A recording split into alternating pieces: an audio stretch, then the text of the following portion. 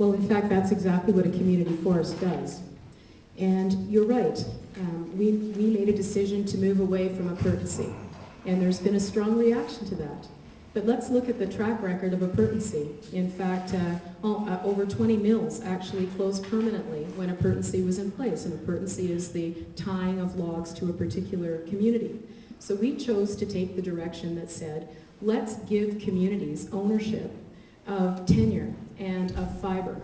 And we've created community forests. And our intent in the roundtable, we had a roundtable on forestry that in fact the mayor of McBride was a member of that forestry roundtable, and they issued a series of recommendations, and one of the recommendations is absolutely about how do we keep fiber in communities, and we intend to do that through an expansion of community forests. We've expanded the number of communities that have community forests. We've added 51 new communities, including Dunster will actually have the opportunity to apply to have its own community forest. If you look at the fiber that's involved in the 3 community forests that would be in place, it's over 100,000 cubic meters here in the Robson Valley that people who live here will decide how best to utilize it. It also means that community forests can look at other values, such as things like mushroom growing and all of those other important values. The Dunster Community Forest is very different in the way it's been, its vision than perhaps the McBride or the Valemount one. So what it does is it gives local communities ownership of the tenure in their own communities. It is not appurtency, but it is a way to give local people decision-making around the fiber that exists where they live.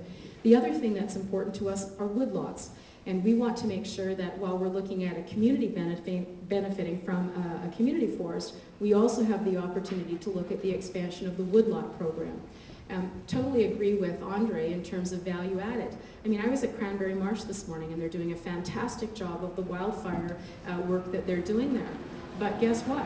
There's a lot of stuff that's coming down that actually we need to find a place to use that. That's all about bioenergy and biomass, and that involves independent power production. That's another issue we have to talk about, because one way to add value is to take all of what was previously waste and use it to create energy. So I understand the concerns, and certainly for 8 years I've heard about the concerns of logs. Raw log exports, by the way, in British Columbia, the rate of raw log export is actually dropping in British Columbia, and we should also recognize that there are jobs attached to that, particularly on the coast.